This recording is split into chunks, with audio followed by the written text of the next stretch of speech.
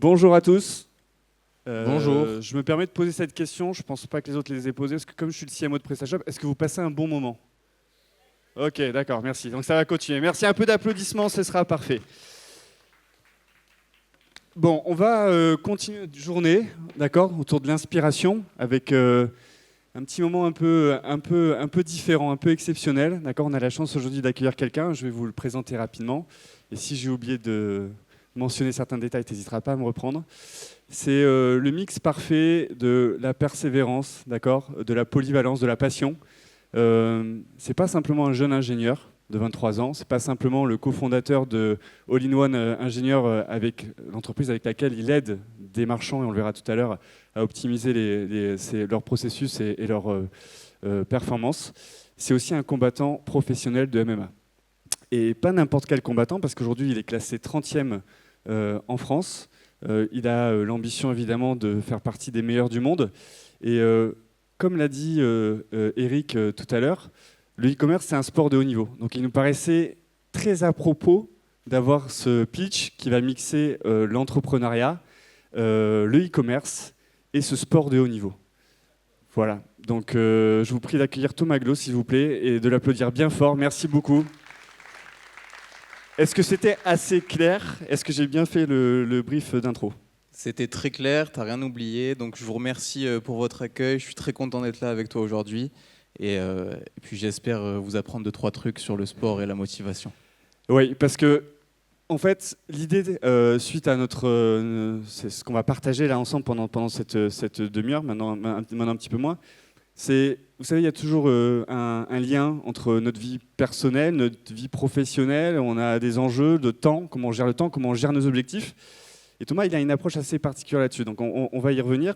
Mais alors d'abord, Thomas, je pense que ce qui est intéressant, c'est qu'il y a le premier niveau de ta vie qui est celui d'ingénieur et cofondateur de All-in-One Ingénieur. Est-ce que tu peux nous en dire un petit peu plus? Qu'est-ce qui se passe dans votre entreprise et comment vous opérez?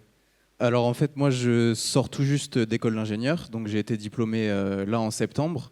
Et de par ma contrainte sportive, en fait, j'ai besoin de rester indépendant. J'ai besoin de pouvoir m'entraîner quand je veux. J'ai besoin de pouvoir partir à l'étranger pour combattre et tout ça. Donc, j'ai décidé, pendant mes études, de devoir me mettre à mon compte. Et en fait, j'en ai parlé autour de moi. Et c'est vrai que j'avais un collègue à moi de promo qui voulait faire un peu la même chose que moi. Et on a souvent été envoyé en entreprise, en fait, pendant nos années de formation, souvent dans des petites entreprises, et on a vite vu que il y avait un problème récurrent, c'est que souvent les petites entreprises n'avaient pas de solution adaptée à leur processus de fabrication ou leur processus de production. Et donc nous, avec nos compétences d'ingénieur généraliste, donc c'est-à-dire qu'on est capable d'évaluer leur process, mais aussi on est capable de développer des solutions. Et donc on s'est lancé là-dedans. Maintenant, ça va bientôt faire 1 an. Et puis ça marche à fond. Donc c'est super. top.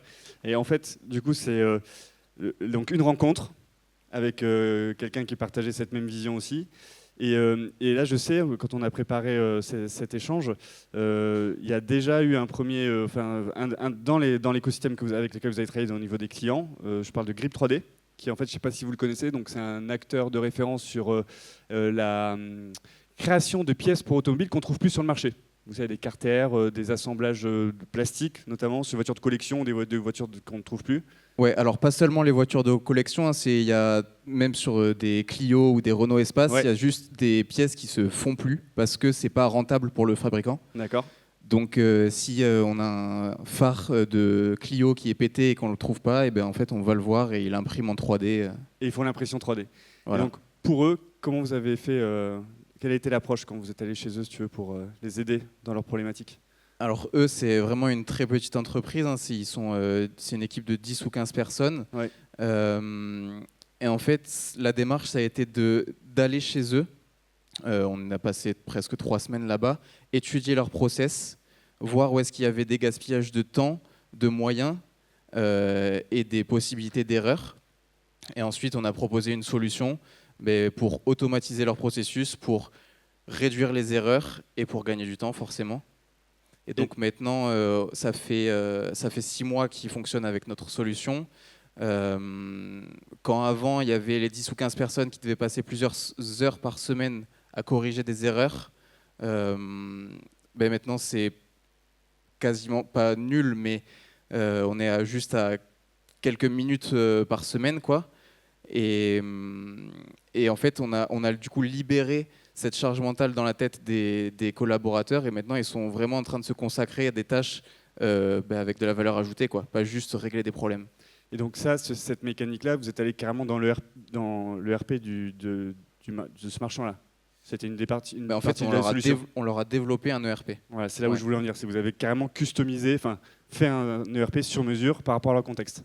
Ouais, parce qu'en fait, au début, on leur a dit, là, il faut que vous partiez sur tel ou tel ERP, mais le patron, en fait, était pas partant pour cette solution parce que lui, il trouve que les ERP du commerce, en fait, ne s'adaptent pas parfaitement à ces process de fabrication, et du coup, il n'en a pas envie.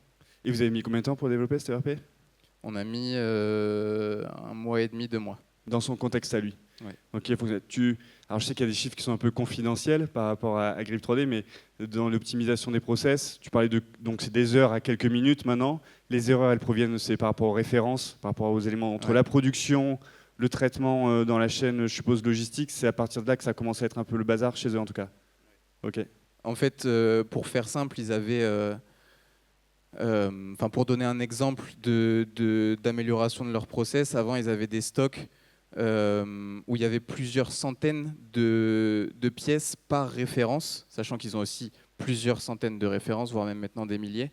Et maintenant, on a réduit leur stock à une étagère qui doit faire la taille des plantes qui est là, quoi. Ok, d'accord. Voilà. Ouais, donc bel impact. Ouais, ça c'est le seul exemple un peu chiffré que je peux donner, quoi. Ok, très bien. Bon, et après, si vous avez besoin d'avoir plus d'infos, évidemment, mais je le redirai tout à l'heure, vous pourrez continuer à discuter avec Thomas. Bon, maintenant, je parlais du MMA tout à l'heure. Vous devez sans doute connaître ce sport. Et je précise quelque chose, je me permets de le faire parce que souvent, on fait parfois des raccourcis. La cage, le décorum. La cage, d'abord, c'est fait pour protéger les combattants. C'est pas fait pour mettre plus de show. Ça en crée, évidemment. Mais ce que je veux dire aussi, c'est que c'est un sport de haut niveau qui est un véritable jeu d'échecs. Je pense que Thomas va nous en parler très précisément, mais voilà, donc c'est un sport qui allie les pieds, les poings, le sol. C'est un sport extrêmement complexe qui demande aussi une grande intelligence dans le combat, comme un jeu d'échecs. Donc voilà, je voulais me permettre de faire cette petite aparté parce que c'est important. Comment tu gères ça, le MMA? Parce que t'es pas tombé dedans hier, clairement. Tu as une vie sportive dans les sports de combat. Qu'est-ce qui t'a amené au MMA et à cette envie d'aller à ce niveau-là de MMA? Pourquoi j'ai voulu faire du MMA? Ouais. J'ai commencé très jeune les sports de combat. J'ai commencé la boxe anglaise à l'âge de 9 ans, je pense. Ouais. Et en fait, je pense tout simplement, je me suis longtemps posé cette question, pourquoi, et j'en ai fait aussi longtemps, pourquoi maintenant c'est devenu vraiment quasiment toute ma vie. Et je pense que j'ai gardé ce rêve d'enfant, en fait, d'être le plus fort, tout simplement. Quand j'étais petit, je me suis mis à ce sport pour ça, pour devenir le plus fort. Et maintenant, c'est une passion qui est restée en moi. Et donc, ouais, c'est assez primaire, on va dire. Ça peut paraître ridicule, mais j'ai gardé ce rêve de devenir le plus fort, quoi. D'accord.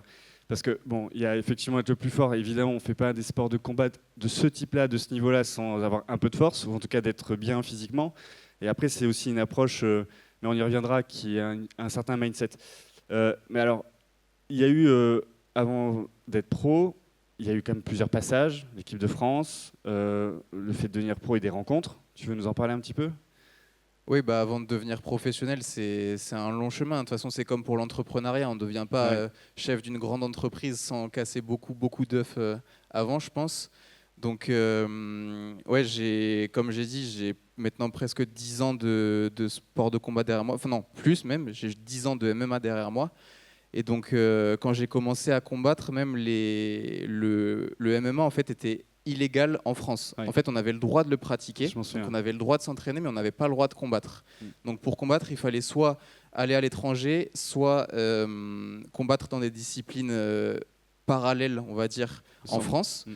Et donc c'est comme ça que j'ai commencé. J'ai fait, on va dire, mes armes comme je pouvais, hein, parce qu'en France, c'était vraiment compliqué. Partir à l'étranger, c'était des grosses prises de risques à chaque fois. Et du coup, en fait, en 2018-2019, il y a quand même des gens géniaux qui ont monté, on va dire, une équipe de France, même si on ne peut pas appeler ça comme ça parce qu'il n'y avait pas de fédération française de MMA.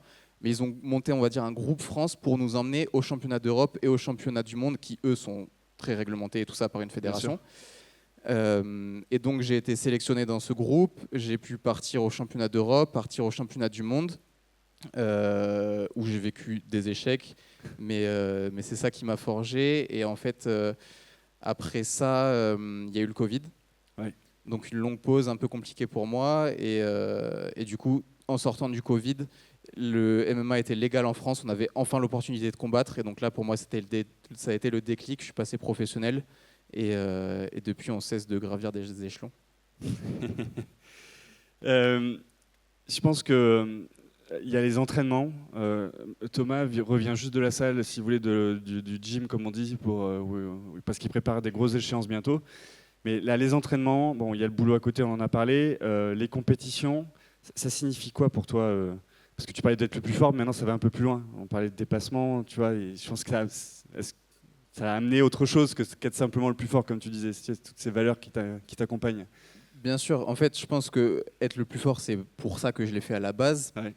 Mais maintenant, si je veux vivre de ce sport, c'est parce que ça me fait vivre une vie magnifique. Grâce à ça, je fais des rencontres tout le temps, je voyage et ça me fait vivre des moments inoubliables. En fait, le fait de se dépasser tous les jours à l'entraînement, déjà, on se voit grandir. Ouais. Ça, c'est un plaisir quand 3 mois après, tu reviens à l'entraînement, qu'une technique que tu n'avais pas réussi à passer, ben là, tu la passes. Ben, tu vois concrètement que tu évolues, que tu te vois grandir et ça, c'est hyper épanouissant. Et en plus de ça, ouais, le fait de partir en compétition, vivre ça avec son équipe, vivre des victoires, vivre des défaites, c'est des moments forts que je me souviendrai toute ma vie, je pense. Et moi, j'aspire à ça, à avoir une vie remplie de souvenirs. Donc c'est pour ça que je le fais. De souvenirs et je crois de rencontres. Je rencontre des personnes qui sont assez, on va dire, qui ont aussi déjà démontré pas mal de choses dans ce sport. Voilà, donc c'est les rencontres et l'aventure qui va avec, quoi. Oui, ben, je pense que tu fais référence à Benoît Saint-Denis, bien sûr, oui, tout à fait. Avec qui je m'entraîne. Donc, je ne sais pas si tout le monde connaît bien le MMA dans la salle. Benoît Saint-Denis, c'est un combattant de l'UFC. Donc, l'UFC, pour le MMA, on va dire c'est la Champions League. En fait, c'est vraiment la ligue majeure de MMA au monde. Et donc, on a un combattant français qui s'appelle Benoît Saint-Denis, qui est un ancien des forces spéciales, qui s'est reconverti dans le MMA et qui est en train de faire une carrière fulgurante à l'UFC, justement. Il est maintenant numéro 15 mondial. Et donc il a déménagé sur Bayonne, moi je suis de Bordeaux et donc maintenant il m'appelle pour venir régulièrement m'entraîner avec lui. Et c'est vrai que c'est encore une rencontre que je suis hyper heureux d'avoir fait parce que c'est quelqu'un qui apporte,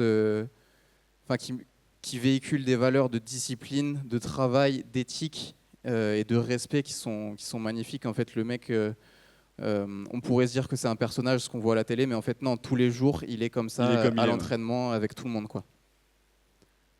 Impressionnant. Alors, maintenant, quand on mixe ta vie perso, professionnel ingénieur et professionnel sportif, comment tu gères ça? Parce que honnêtement, tu as 2 vies, tu as 2 journées en une, clairement. Suivant les échéances, peut-être qu'il y en a une qui prend plus le dessus que l'autre, mais comment tu gères ton quotidien? C'est beaucoup d'organisation parce que, pour vous donner une idée, un sportif de haut niveau, il s'entraîne entre 20 et 30 heures par semaine. Donc on a 2 à 3 entraînements par jour. Et à côté de ça, du coup, il faut que je développe mon activité d'ingénieur. Donc ça fait forcément des journées à rallonge, mais je pense que c'est un peu comme tout entrepreneur. La clé pour moi, c'est la discipline, forcément, mais c'est surtout de savoir pourquoi on le fait. Ouais. En fait, moi, je vais presque dire que c'est facile pour moi de le faire parce que je suis en train d'accomplir mes rêves. Que ce soit d'un point de vue sportif, je suis vraiment en train de vivre mes rêves, quoi. Je suis devenu combattant pro de MMA, c'était déjà quand j'étais petit mon rêve, donc je suis en train de le vivre, c'est pas plus compliqué que ça. Et du côté ingénieur, je me rends compte que c'est passionnant. En fait, tous les projets sur lesquels je travaille en ce moment me passionnent parce que le soir, quand je sors de l'entraînement, qu'il est 21h, que j'arrive à la maison, j'ai envie de me mettre à bosser sur mes projets plutôt que regarder une série. Donc c'est que ça me plaît. Et en fait, je pense que vraiment c'est ça le moteur qui me pousse à travailler plus dans dans un domaine que dans l'autre.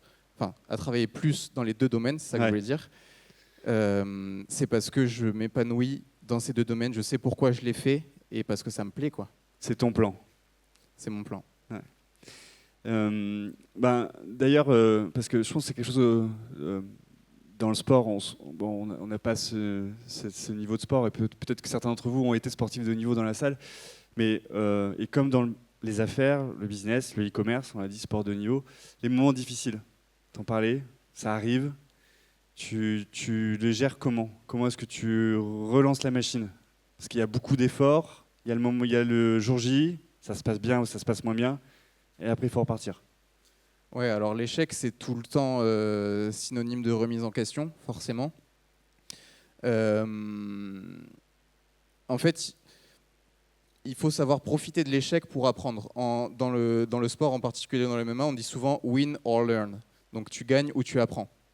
Et c'est vrai que quand tu perds, c'est le moment de s'étudier, regarder quels ont été mes défauts, pourquoi j'ai perdu, comprendre, et ensuite venir retourner à l'entraînement et corriger les erreurs. Et c'est la même chose pour l'entrepreneuriat. Dans les projets que j'ai faits, on a, par exemple pour Grip dont tu parlais, le RP qu'on leur a développé, il n'a pas été parfait du jour au lendemain. Il a fallu qu'on y aille, qu'on leur installe, qu'ils se forment et qu'ils nous disent là ça va pas, là ça va pas, là ça va pas. Et bien oui, c'est normal, ça fait partie du process. On s'assoit, on analyse, on voit ce qui ne va pas et on recommence. C'est PDCA, Plan do Check Act, on fait toujours comme ça, quoi. Ok. Du coup, ça nous amène. Enfin, je trouve qu'il y a un truc aussi qui est intéressant, c'est que tu as ces compétences transversales. Comment l'une alimente l'autre et vice versa. Il y avait une image que j'aime bien. Il y en a un qui te fait devenir. Je trouvais plutôt intéressante. Ouais. En fait, les sports en général apportent énormément de valeur, notamment la discipline, le dépassement de soi et la rigueur. Et c'est vraiment des valeurs qui sont transposables à l'entrepreneuriat ou à l'ingénierie. Et moi, en tout cas, je m'en rends compte, ça a fait de moi un meilleur ingénieur parce que je suis capable de redoubler d'efforts devant l'adversité quand d'autres pourraient s'éteindre ou vraiment crouler sous la pression. Le sport, ça nous transcende, ça nous pousse à vraiment donner le meilleur de nous-mêmes, même en cas de difficulté. Et d'un autre côté, l'ingénierie, ça m'a beaucoup apporté pour le MMA parce que ça m'apporte une méthode, une approche scientifique, par exemple pour la nutrition, pour la préparation physique. Quand un combattant, c'est pas trop ce qu'il fait, il va faire juste 100 pompes parce qu'il a vu ça dans un film. Moi, je me suis documenté pendant des heures pour savoir le pourquoi du comment le muscle il fonctionne, comment il faut le nourrir et quelle va être la meilleure méthode pour moi. Ok. Donc en fait, tu fais pas de silo dans ta vie, ça alimente l'un et l'autre. En fait, c'est ça aussi quelque part. Du coup, on a ce sujet de, tu sais, comment on atteint ses objectifs, puisque là, tes objectifs très forts dans la vie, c'est une prise de risque. Ce serait quoi ton conseil pour les gens qui nous écoutent? Tu vois, on va atteindre ses objectifs. C'est quoi la méthode, Thomas? Alors, moi, pour atteindre mes objectifs, j'ai une méthode assez simple, en fait, c'est de le visualiser constamment. Ouais. De deux manières différentes. En fait, la première manière, c'est une manière assez scolaire, on va dire, c'est d'écrire sa cible. Moi, j'ai une cible, en fait, où j'écris mon objectif. Bon, c'est d'être champion du monde de MMA, je ne vais pas vous le cacher. Et tout autour, j'ai les compétences dont j'ai besoin pour atteindre cet objectif. Donc, ça va être bon en lutte, avoir un bon cardio, avoir des bonnes qualités explosives, plein de trucs comme ça. Et ensuite, je fais un tableau avec toutes mes compétences. Je définis des KPI, en fait, des indicateurs par rapport à cette compétence. Je m'évalue au jour J sur cette compétence. Je développe un plan d'action pour augmenter mon niveau. Et ensuite, je me mets une cible, par exemple, il faut que dans 6 mois, je sois passé de 10 sur 20 à 15 sur 20. Et après, bon, je dis pas qu'il faut suivre ça toutes les semaines parce que ça rajoute beaucoup de pression, mais c'est intéressant quand même une fois par an au moins de se pencher sur ce tableau et de se dire ah tiens là ben, j'ai survolé cet objectif, je l'ai carrément dépassé, et un autre ben, pas du tout, je l'ai pas assez travaillé. Ça vraiment c'est comme je disais, ça apporte une méthode scientifique en fait à la pratique du sport. Ouais. Et après il y a une méthode de visualisation qui va être plus spirituelle, on va dire, c'est que je passe beaucoup de temps à méditer et à visualiser les objectifs dans ma tête. C'est quelque chose qui marche chez moi depuis que je suis petit. En fait, quand j'étais petit, j'étais dans la salle de bain devant le miroir et je me voyais avec la ceinture, avec la coupe, en train de célébrer. Et en fait, il faut garder ça parce que c'est ça qui va recruter en nous les énergies nécessaires pour atteindre nos objectifs. Donc, si pour vous, c'est d'être leader dans votre domaine du e-commerce, ben, il faut que le soir, avant de s'endormir, on passe 5-10 minutes à fermer les yeux, à calmer sa respiration, à se visualiser avec l'objectif parfois qui est déjà atteint, comment est ma vie une fois que mon objectif est atteint, et tout ça. Et vraiment le fait de visualiser, de s'imprégner de toutes ces sensations, moi je sens que ça me transcende et ça m'aide après à faire les choses nécessaires pour atteindre cet objectif. Il y avait aussi dans nos échanges quelque chose qui m'avait pas mal marqué, que moi aussi je ressens personnellement et que je trouve qu'il serait intéressant de le partager, c'est le sens qu'on donne aux choses. Et il y avait un sujet d'épanouissement, je crois, dans ce chemin, parce que c'est dur. Tu fais un sport qui est dur, tu as aussi une carrière à côté qui c'est pas évident. L'entrepreneuriat, c'est un risque, je pense qu'on est tous bien placés ici pour le savoir. Il y avait cette notion qui est forte, qui t'anime aussi dans ce parcours. Ouais, bien sûr. Bah, c'est un peu ce que je disais au début, dans le sens où c'est facile de faire tous ces efforts, tous ces sacrifices quand on sait pourquoi on les fait et que ce voyage nous rend heureux. En fait, mon entraîneur, il m'a dit ça souvent, c'est que la finalité, c'est pas le combat. Le combat, ça dure 15 minutes. J'ai passé 10 ans de ma vie à m'entraîner pour ces 15 minutes. Donc il ne faut pas tout négliger, se dire oh, c'est ce moment qui va me rendre heureux et qui est dans le futur. En fait, ce qui est important, c'est d'être heureux maintenant et d'être épanoui dans ce qu'on fait pour atteindre ses objectifs. Moi, le fait de me lever tous les matins pour partir à l'entraînement, passer des heures à la salle et m'entraîner, c'est ça qui me rend heureux, en fait, finalement. Forcément, quand je vais aller combattre et que je vais gagner mon combat, ça va être magnifique. Mais l'important, c'est le voyage, pas la destination. Il faut être épanoui dans ce qu'on fait, que ça ait du sens pour nous. Et comme ça va être facile de travailler là-dessus, de passer du temps dessus, de redoubler d'efforts, de faire des sacrifices pour ça. C'est hyper intéressant. Et si tu avais, on est bientôt à la fin de notre session, t'encouragerais du coup les participants, enfin en tout cas les gens qui sont là, à vivre leur passion à fond quelque part? Oui, bien sûr. Bah, encore plus si c'est des passions sportives, hein, je suis biaisé, mais non, je pense qu'il faut tout le temps suivre ce que notre fort intérieur nous dit, quoi. Moi, je parle souvent d'une anecdote que j'ai avec les professeurs que j'ai eus au lycée. Au lycée, je pratiquais déjà du coup les sports de combat à haut niveau, mais j'avais des bonnes capacités de travail. En fait, j'avais des bons résultats à l'école et en plus, j'étais dans un lycée scientifique qui poussait vers la performance et tout ça. Donc forcément, tous les professeurs me poussaient à partir en classe préparatoire pour faire une grande école d'ingénieur et tout ça. Et moi, j'hésitais forcément parce que les profs, on est éduqués à les écouter. Ouais. Donc je me disais, est-ce que c'est ça vraiment la voie, ma voie, quoi. Et je suis content d'avoir écouté mon fort intérieur, du coup, qui me disait, non, mais il faut que je fasse ma passion, il faut que j'en vive. Bon, je dis pas qu'il faut arrêter les études et tout ça. Au contraire, moi, j'ai quand même fait une classe prépa et une école d'ingé, mais pas à la hauteur de ce que les profs voulaient que je fasse. En fait, j'ai concilié on va dire, la sécurité avec suivre sa passion. Je dis pas qu'il faut tout abandonner demain si vous voulez devenir guitariste, j'en sais rien, mais en tout cas, s'il y a quelque chose qu'on a envie de faire au fond de nous, qu'on le sent, moi je recommande de le faire parce que bon, je suis pas très vieux, mais je sais que les seules peu de choses que j'ai pas faites et que je regrette, c'est pire que ce que j'ai fait. Et je me dis bon, c'était un échec, mais c'est pas grave. Ok. En fait, alors, il va pas le faire parce qu'il est trop humble. Vous avez vu quand même. un peu le style de Thomas qui est très appréciable.